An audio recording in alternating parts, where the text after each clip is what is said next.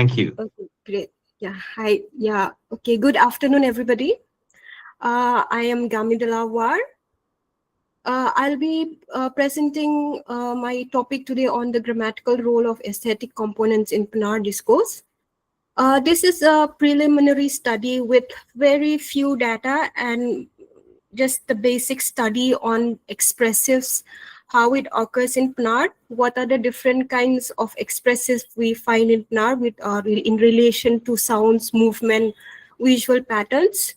So we are going to see where it occurs in a discourse or in a sentence in Pnar. So I will be beginning my presentation now. Okay, as we know, the Pnar, they are one of the subtribes of Khasi, who mostly settle in the Jaintia Hills region of Meghalaya. They are known by the name or term Sinteng, which is mostly referred to them by the Khasis. The War Jaintia of Meghalaya, they call them Pnu, and majority of people outside Meghalaya, they call them Jaintia, which this term is actually not really accepted by many of the people who speak Pnar, as Jaintia indicates all the people who resides in Jaintia Hills. So location, it is located in the Jaintia Hills region of Meghalaya. There are two districts in Jaintia Hills, West Jaintia and East Jaintia Hills, with Pnar being the most spoken language there. The districts, they are bordered in the east and north by Assam, and in the west by East Khasi Hills district, and in the south by Bangladesh. So both areas combined have an area of 3,819 square kilometers. So as per Census of India of 2011, there are 396 speakers of Pnar in Jaintia Hills region. So Pnar is the most widely spoken language in Jaintia Hills, with Joy Pnar being the language of communication among the various communities coming from different villages of Jaintia Hills. So most of the Pnar speaking villages in Jaintia Hills have their own variety of Pnar, which are all mutually intelligible to each other. There may be variations in sounds, but they are all mutually intelligible. So according to Deladia, there are two groups of Pnar. There are Pnar East group and the Pnar West group. So the Pnar East group are located in Jaintia Hills region and in few isolated area of Assam, while some are in the North Kachar Hills in Jaintipur, Bangladesh. And according to her, Pnar appears to be the main language spoken in Meghalaya, as it is still closer to Lingam and War more than Khasi. Thus, she claims that Pnar is the central language of the Khasi group and not the standard Khasi. So classification, we know Diflot has classified Khasi, Pnar, Lingam and War under the northern branch of Khmer groups. So according to Bare 2019, he has identified more than 12 varieties of Pnar. So these are some of the varieties of Pnar spoken in Meghalaya. So this present study is based on Joai Pnar. So now I'll come to the aesthetic components. The idea of aesthetic components of language was first proposed by Diflot in 1972. Although the terms idiophones, phonesthetic words, impressive, iconicity, mimetic, they were already being spoken earlier before that. So the idea of aesthetic components of language term was used by Diflot. According to him, these are subcomponents of grammar that deals with the language of expressive. These components may differ from language to language. Some may have less, while some languages may have more of these components in their language. So according to Tufwesen, expressive are a distinct class of words which denote sensory perception of the speaker, describing visual, auditory, olfactory, gustatory, haptic, emotional, or other types of perception in relation to particular phenomena. Some of these expressions are made in languages is just an extension of the usage of onomatopoeic sounds. So we can see that they can be used in the language in the form of reduplication or echo words, or in you can also sometimes use intonation to express. So expressive in Pnar. Pnar, like Standard Khasi and other Mon Khmer languages, exhibit vast number of expressive that varies from one another. So we have numbers, thousands of expressive words in the language, which are not yet fully studied. But maybe we have to begin somewhere. So this is what I'm trying to do, like just trying to just give a gist of what different form of expressive are there. So as Deflot 1976 rightly mentioned, expressive are different word form of word class. They differ from nouns or verbs, but their function are very much like adverb.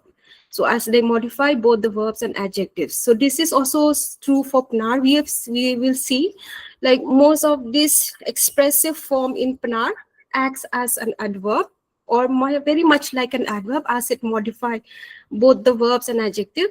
But in structure where we have both the adverbs and the expressive in the structure, we will see that expressive tends to occur in a position which is outside the clause, like towards the end of the clause as an adjunct.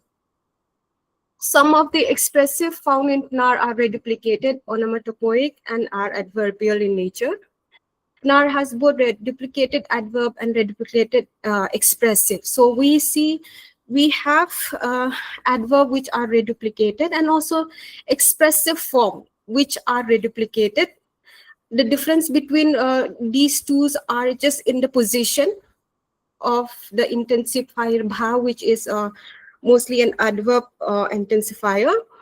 When this occurs, when both these word forms occurs in a structure, you will see that the reduplicated adverb comes after the adverb bha, but when occurs with reduplicated expressive, bha comes before the expressive. So this is how we can differentiate between reduplication, which are reduplicated for a word form which are adverbial and which are expressive. So the expressive form of in Pnar are observed to have been more productive in the spoken form, especially in everyday conversations and narratives. So most of the examples I'll be using here is mostly just a spoken everyday conversation, just to see how they are being used in a everyday conversation. So I'll be following this structure of the Dinky Mansi, where he says like if a language has expressive of sound, it can also have an expressive of movement and visual patterns, other sensory perception and inner feeling. So if there is a language which does not have any of the rest, but at least it should have an expressive of sound.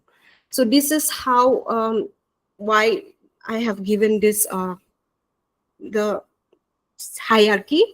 Sound comes first, then movement, then visual patterns, then other sensory perception and inner feelings.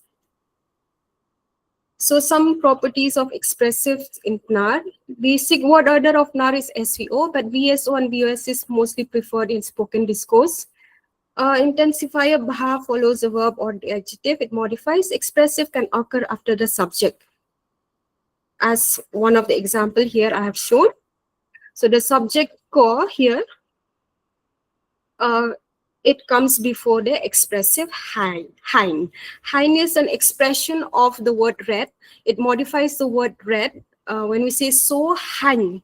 So hein means we can't have a really meaning of hein, but it just indicates that redness.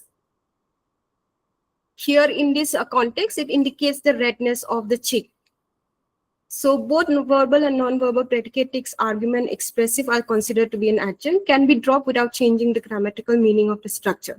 So even if we take out the expressive from the structure here, if I just have the sentence so bhai ingako, it still means that her cheek is rosy.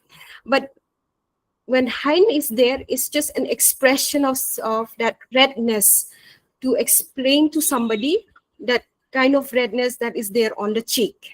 So expressive can sometimes act as a verb and adjectives by dropping the lexical verb and adjective form. So sometimes the usage of expressive can also be in such a way that the verbs and adjectives can be taken out from the structure, but we can just use the expressive form of that particular verb or adjective to explain the structure, and it can be understood by the speaker. We will come to those examples towards the end. Expressive meaning changes accordingly to the sound used in the structure. So here we have two sentences, paunod or kuduk and versus paunod or kudok. I will have the glossing in the next slides. Paunod or kuduk, when I say, it means that the intensity here, when it's kuduk means it's very fast. But when I say paunod or kudok, means it's kind of little bit slower than the earlier one. So this is some of the properties of expressive. Now we come to different types of expressive that are found in Pnar. This one is to express the sounds, or you can say the Onomatopoeia. This is one of the most common form of expressive found in most languages across the world. So Pnar also is no exception to this. They act as modifiers for both verbs and adjectives in the language. So in example 1 and 2, we have seen in these examples, we can have, for expressive of sound, we can have a reduplicated form of expressive as well as a root word form of expressive, a single morpheme word, which we can see here in example number 2. So these two can both occur in when there is a sound, expressive of sound. So when I say pa ka siren wow wow ne porwa wanra ki o chiyung.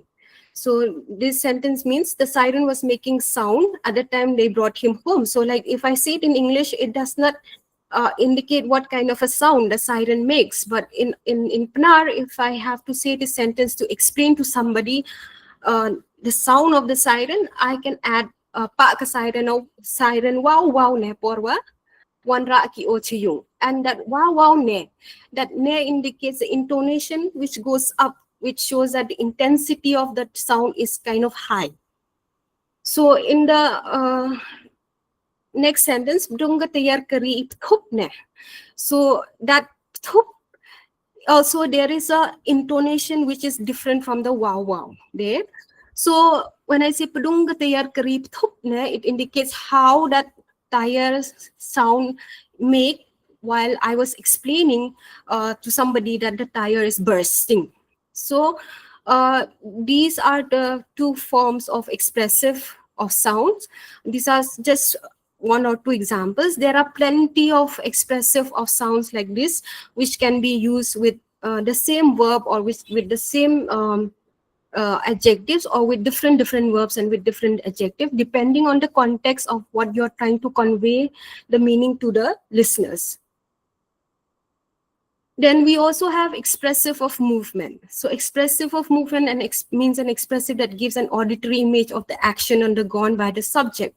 So here in example 3 and 4, like I said, here somebody is trying to explain the movement of their heart during that period of time when they were riding a boat in Dauki, because that person is scared of water. So the intensity of the heart there is shows kuduk kuduk, which means it's really fast because a person is really scared of water.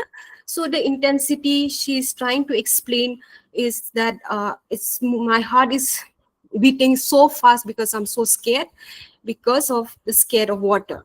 Now in the next sentence, por ya yao o umi tia usterne hamadan kat mumbino thier kendeo. So this is another sentence which indicates another expression where a mother is taking her child to a market and the child lie down sleeping on the floor. So she's trying to explain this entire action to another person, what he did in the store. So tia usterne. So that is also, there is a elongated usage of the vowel there to indicate what kind of an action of sleeping he's doing. So this is one way of doing of explaining it. And we will see that in most of these sentences, the position of the expression, the expressive, are mostly after the subject. So in example 3 and 4, both the expressive, they occurs after the subject, not next to the verb that it modifies.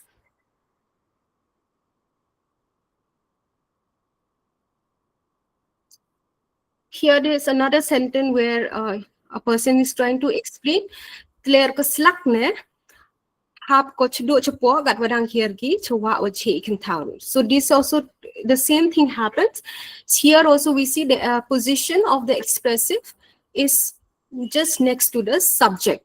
So all these three expressive can also be dropped, and you can still explain the same kind of action that is going on, but the intensity or the image that you have of that particular action that you're trying to convey a meaning, when you put an expressive form, it can show more clearer picture or how that action has been done. Then expressive or visual patterns. Structure with expressive or visual pattern mostly occurs as adjective or noun modifiers. So the expressive are found to occur right after the noun or adjective it modifies, along with another marker la occurring before it. So reduplicated form of expressive for this type is yet to be identified. As I said, because not much data has been studied. These are just some of the few data that are being considered. So in this kind of expressive, we did not find any reduplicated form yet, but we see that the position of the expressive here is just next to the adjectives or to the noun that it has modified. Unlike when it occurs with the verb, where the expressive occurs after the subject. So in example number 6, the ben lastukne kiyene pungkubo. So that la indicates that that action is already being made, that expression done. So that la always comes with the expressive form in this kind of construction. So in example number 8, the stem bahal kumurne ki hali upado, meaning like kumur means entirely golden color is formed. So that's why like we have to indicate the intensity using that category la. The next, expressive of other sensory perception. The expressive of sensory perception can be both reduplicated and or just a single simple root words. The structure in 9 can be expressed in 2 ways. Here we will see that the structure in 9a is used when the speaker tries to express the disappointment on the action as it's being done. So the words are reduplicated in elaborated form to express that. While in 9b, although it indicates the same meanings, the speaker is just trying to convey the message to someone that the curry being made is too bland. So in both the sentence, although it gives the same message, but the first one indicates disappointment, because when you use plum plum plum plum or slew slew slasa, when you elaborate the reduplicated form, it means that you are really, the intensity is very high and you're really disappointed in this kind of action that was being done here. So you created, you elaborate the reduplicated form here. Then we have the second type, which is very similar to the other structure. You just have plum as a single form here. But this also indicates that you are just trying to convey the message that the curry is really bland, like with just trying to show like what kind of curry it is. You can say bland, but you might not understand. But when you say plum, means it's really watery, that it's not really good to eat. You have about 2 minutes left. Okay. So another type is expressive of inner feelings and cognitive states. Here also similarly, this kind of expressive occurs as noun adjective modifier. Examples are given here. I can explain it to somebody later. Then another form of expression which is mostly used is elaborate expression. So this here is kind of very different from the other structure here that we have seen. Using of elaborate expression is one way of expressing one's feelings and emotions. When elaborate expressions are used as expressive, it indicates emotions of surprise or extreme emotions which the speaker tends to convey to the listener. So instead of using the adjectives which they want to use or the verb, they prefer to use this elaborate expression, which is mostly a 4-syllable kind of construction. Wayong wale, ibut ibor. This kind of construction is used. Then in the beginning, I have said like we can drop the main verb or the adjective and use the expressive form instead of it, and we will still understand what it means. So here, the lolo bhako, I can say, I can use the main verb, the weryong brugo, or the I can say different verbs which is used here, but I use lolo, which indicates that state that person is undergoing. So, and also dang bloidne, bloid is an expressive which is used for a very small or tiny, a small person which we see still younger person. So instead of using dang hiengo, I can say dang bloidne, which indicates which I'm trying to convey a message to somebody that this person is really, really young.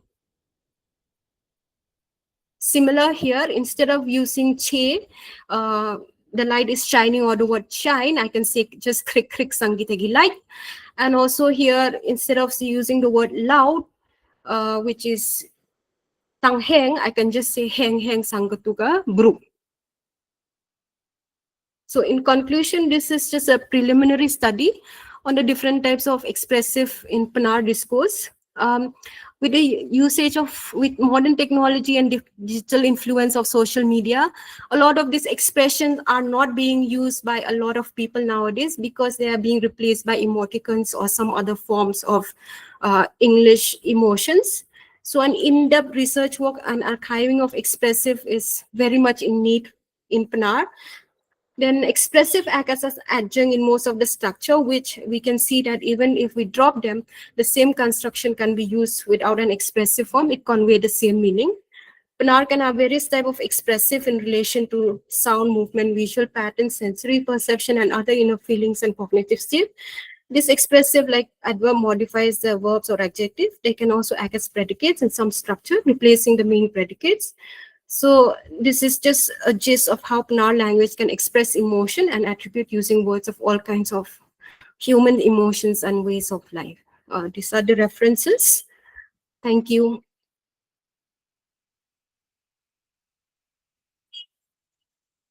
Thank you very much, Gamidalah, for this very interesting presentation and lots of data here.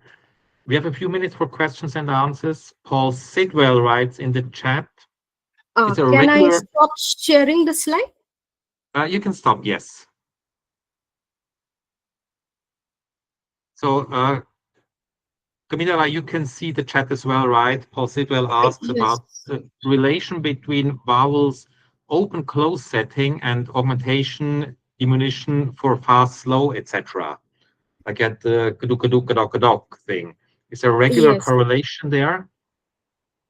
So right now I have not looked into the phonological phenomenon of the expressive. So I think there might be some kind of relationship there. When we use a certain vowels, it indicates small thing or fast thing or slower thing, and when you use another vowels like u or a indicates maybe bigger things, and kudok means it's here in this case it is slow, and u becomes fast. But it can also be, we can use e or a, where there are words where when e is used it indicates small things, or I is used it indicates big things. So these kind of words are there, but I have not worked on the phonological phenomenon of it yet, so I'm still yet to identify plenty of it. Okay, thank you.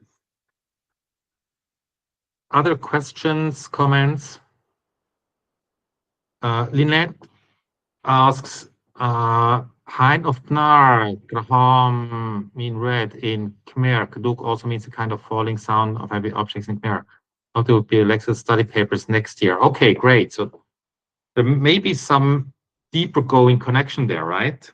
Yes, I am hopefully going to look forward into looking more into the lexical study of all these words.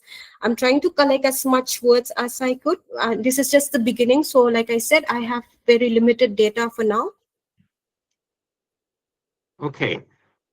There is another question by Meda Sarasam in the chat. Data number 14, there was also reduplication of the subject. Is this a frequent pattern in Pnar to have the subject reduplicated?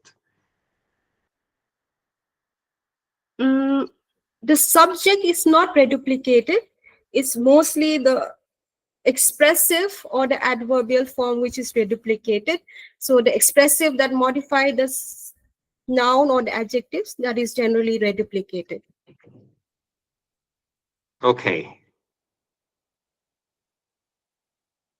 So in number 14, this was not the subject that was reduplicated then in your example, slides. It says in data number 14 here in the chat. It's not, like I say, elaborate expression in number 14, example number 14, ibut ibor. Yeah, you can have that as the noun. This is a different kind of expression. So we can have a noun being elaborated. Okay, makes sense. Other questions or comments? Still have a few minutes left. Maybe I may throw in a question which is not directly related to what you were talking about, but I was wondering, in the beginning, the typological overview, you said the basic clause structure is SVO, Yes. but preferred in spoken language is verb initial. Yes. Now, what does it mean to be basic word order if the other ones are what happened with Pnar is when you have a basic word structure, like when you are writing it, most people prefer to use the subject, the verb, and the object. And when in a formal setting of situation, when you use the language, we tend to use the subject, then the object, subject, verb, and object. But in general, everyday conversation, when you hear everyday speech, and people generally mostly starts the structure with the verb. But when you see a written discourse, text and everything, you'll see a lot of subject, maybe because we are using the Khasi is a SVO language, and Pnar being a variety of Khasi. Sounds like, yeah, like right. Yeah, but preferred spoken, in spoken discourse, we prefer verb to use initially. So maybe the basic word order is verb initial then. And most probably we can use that. Yeah. Okay, thank you. Thank you. If there's no other questions or comments, let's end here by thanking the speaker again for his presentation and move on to the last talk of today. So thank you again, Gamidalah, for your talk. Thank you. Thank you so much.